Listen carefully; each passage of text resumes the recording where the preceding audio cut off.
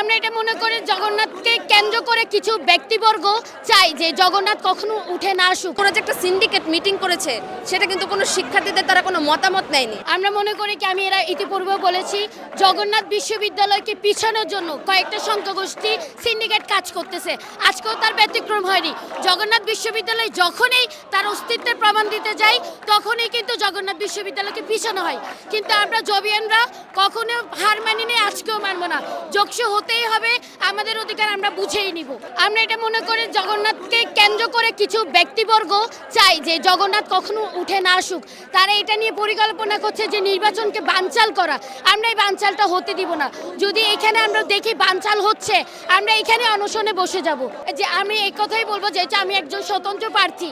আমরা 5 থেকে 6 মাসের টিউশনের টাকা জমিয়ে লিফলেট ছাপিয়েছি। আমরা দিনকে দিন রাতকে রাত মনে করি না। আমরা টিউশন গ্যাপ দিয়ে আমাদের জন্য যারা কাজ করেছে তারা পর্যন্ত নিঃস্বার্থভাবে কাজ করেছে। সকাল 1 ঘন্টা না ঘুমিয়ে আমরা সকাল 7টায় আসছি। সবাই কত সুন্দর পরিবেশ, মুখর পরিবেশে ছিল। তার মানে বোঝা যায় প্রত্যেকটা জবিয়ান চাই যোগসু হোক।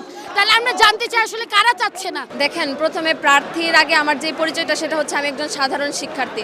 তো সেই জায়গা থেকে আমার মনে হয়েছে যে এই নির্বাচনটা বানচালের যে ব্যাপারটা, এটা পুরোপুরি একটা পূর্ব পরিকল্পিত একটা বিষয়। আমাদের শিক্ষার্থীদের যে দাবি আদায়ের যে জায়গাটা সেটা আসলে আমাদের যোগসু নির্বাচন ছিল। তো আমি বলবো যে আমরা দেখেছি যে বেগম জিয়া মারা গেছেন। তো সেই ক্ষেত্রে আসলে এই ব্যাপারটা আসলে খুবই আচমকা একটা ব্যাপার।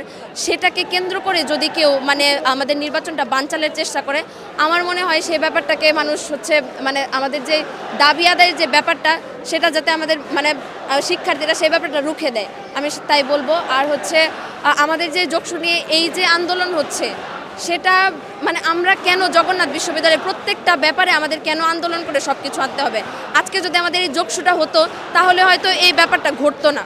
দেখেন, হতে পারে সেটা অন্য কোনো মহলের হাত আছে, তবে সাধারণ শিক্ষার্থীরা আসলে চাচ্ছে যে আমাদের যোগসুটা হোক।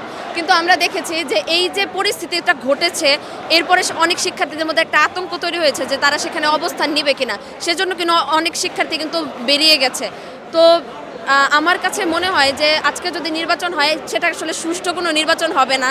কারণ আপনি জানেন যে বিভিন্ন রাজনৈতিক দল সেখানে হচ্ছে তাদের যেই সিন্ডিকেটটা সেটা হচ্ছে ধরে রাখার চেষ্টা করছে। দেখেন, আমার কাছে মনে হয় প্রশাসন কথা বলবে মূলত শিক্ষার্থীদের জন্য, কিন্তু ওরা যে একটা সিন্ডিকেট মিটিং করেছে সেটা কিন্তু কোনো শিক্ষার্থীদের তারা কোনো মতামত নেয়নি।